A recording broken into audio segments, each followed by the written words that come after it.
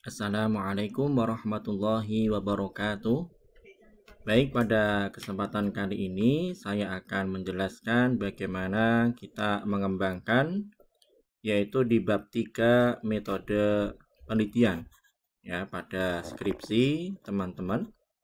Jadi di bab 3 itu isinya membahas bagaimana penelitian itu akan dilaksanakan dalam bentuk metode penelitian ya, yang secara garis besar nanti ada jenis penelitian ya, kemudian tempat dan waktu penelitian, kemudian sampel ya, kemudian populasi dan sampel, kemudian teknik dan instrumen pengumpulan data, validitas, reliabilitas, dan juga teknik analisis data.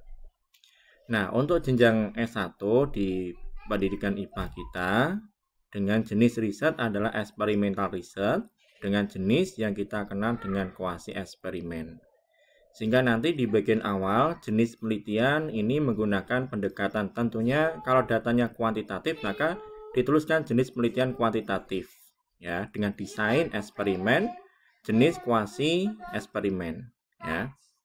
Kita menggunakan dua kelas eksperimen sesuai dengan judul variabel bebas ya, yang jenisnya inovasi ya. Yang kelas kontrol adalah jenis konvensional yang biasa digunakan di sekolah ya. Umumnya kalau pendekatan ya pendekatan saintifik ya. Kalau menggunakan model biasanya model discovery learning. Nah, di bagian ini teman-teman tugasnya ya. Jadi pertama memang endingnya adalah proposal yang dikumpulkan ya. Jadi dari judul teman-teman akan menuliskan jenis penelitian ya. Nanti dibahas jenis penelitian yang digunakan di dalam penelitian ini adalah jenis penelitian eksperimen ya, dengan pendekatan kuantitatif. Ya, kenapa? Karena data yang teman-teman kumpulkan semuanya bersifat angka. Data pretest, data keterlaksanaan pembelajaran, data post-test, yaitu nanti bentuknya adalah angka. Sehingga pendekatan penelitian yang digunakan adalah pendekatan kuantitatif. Nanti jelaskan ya. Kuasinya juga sama dengan desain yang tadi ya. Desain eksperimen riset ya. Kalau yang dulu sudah kita pelajari juga kalau di sini ya juga sudah ya. Nah,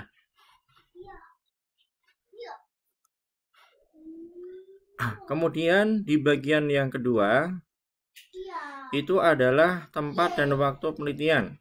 Nanti dibahas tempat penelitian SMPX karena teman-teman belum punya tempat PK, belum punya referensi di mana ambil data, maka diasumsikan SMPX.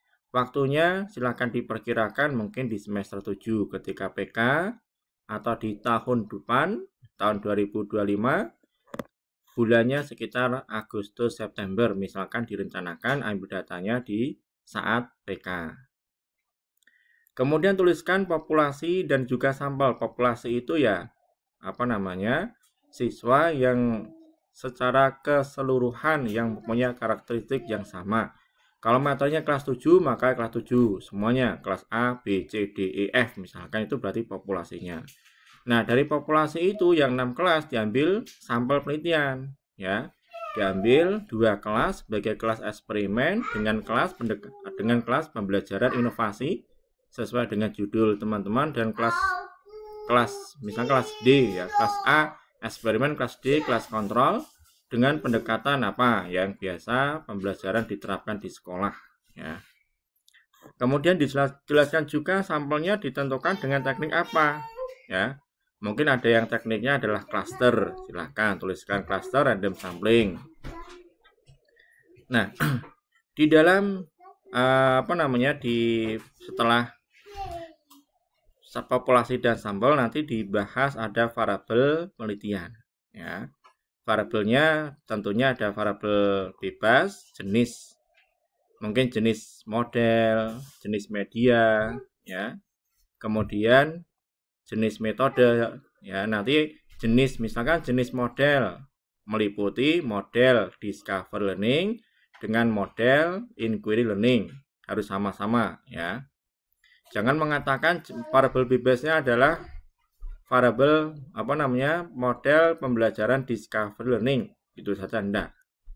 Namanya variabel bebas itu harus bisa dibedakan ya. Ibaratnya variabel X ada X1, X2, X3 ya. Kalau jenis pembelajaran atau jenis model nanti ada model A dan model B ya, model eksperimen sama model kontrol. Yang terikat ini tentunya adalah variabel yang dibidik, misalkan keterampilan berpikir kritis sesuai dengan judul masing-masing ya. Kemandirian belajar, motivasi dan seterusnya. Nah, kontrol ya, variabel kontrol ini biasanya kemampuan awal ya, materi sama, jumlah meeting sama ya, kemudian guru pengajarnya sama. Jadi intinya eksperimen kan dicirikan ada variabel kontrol gitu. Nah, selain itu teman-teman juga nanti ditambahkan di bagian sini ya, yaitu definisi operasional variabel ya. Jadi variabel bebas, variabel terikat, variabel kontrol nanti di bagian bawahnya nanti silakan ditambahkan definisi operasional variabel sesuai dengan yang ada di judul itu. Jadi untuk kegiatan besok kegiatan Rabu tanggal 30 Oktober teman-teman menyelesaikan pertama adalah jenis penelitian ya. Umumnya kuasi eksperimen, kemudian tempat penelitian, waktu penelitian, ya, populasi sampel, kemudian variabel penelitian. Saya kira ini sesuatu yang sangat mudah, ya. Oke, nah, mungkin saya tambahkan lagi, tadi yang bagian pertama, mungkin nanti karena sangat simpel, bisa diteruskan di bagian kedua, ya, praktikum 10, metode penelitian eksperimen bagian kedua. Jadi lanjutan yang sebelumnya. Jadi setelah definisi variabel penelitian, maka teman-teman tuliskan teknik dan instrumen pengumpulan data. Ya, yang ketika teori sudah saya sampaikan. Jadi sebenarnya teknik instrumen pengumpulan data ini sebenarnya difokuskan untuk mengumpulkan data. Tapi kalau teman-teman mau kembangkan, ya, instrumen penelitian dipisah boleh, kemudian teknik juga boleh dipisah ya. Nah, di sini ada tabelnya, sudah saya sampaikan di kelas tadi ya. Bahwasanya variabel penelitian ini variabel terikat, teknik kumpulan data apakah tes, apakah observasi, instrumennya bagaimana, apakah soal ya. Apakah soal nanti bisa dispesifikan, soal pilihan ganda, soal uraian, indikatornya bisa dituliskan ya. Indikator hot itu apa, indikator kemandirian belajar itu seperti apa ya. Kemudian PBL, berbantuan media, ini kita kumpulkan dengan cara observasi, lembar observasi, keterlaksanaan, ya. Indikatornya sintak 1, sintak 2, sintak 3. Kemudian butir nomor berapa yang akan dikembangkan di dalam item.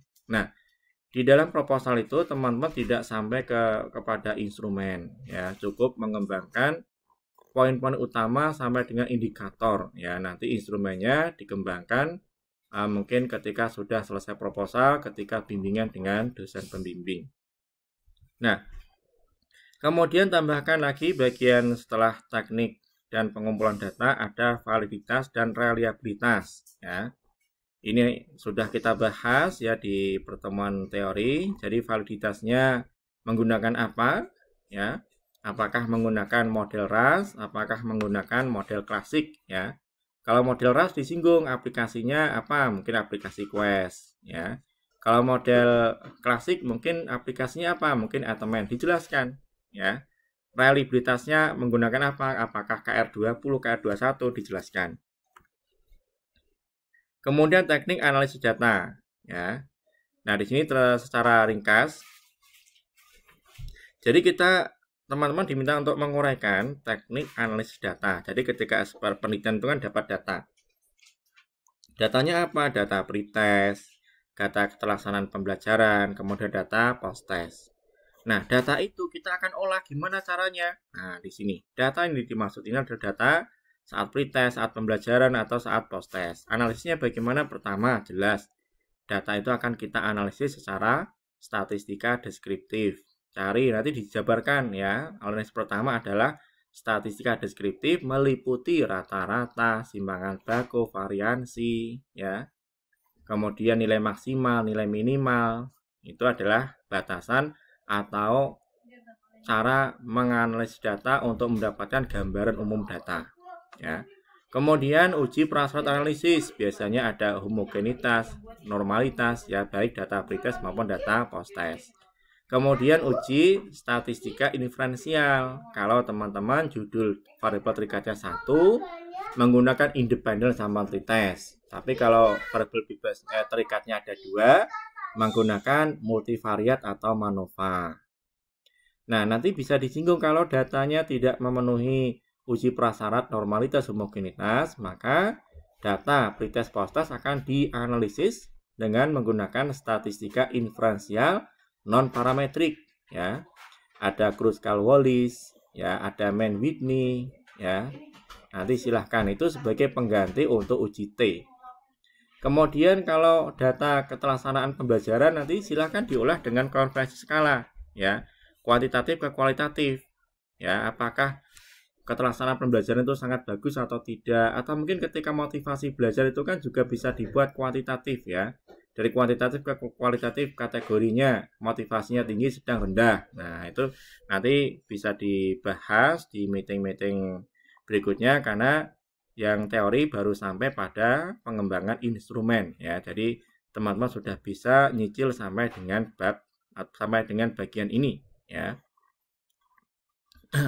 Baik, ini untuk kegiatan praktikum, nanti silahkan dicicil. Nanti kalau ada hal-hal yang butuh ditanyakan, silahkan ditanyakan. Terima kasih dan wassalamualaikum warahmatullahi wabarakatuh.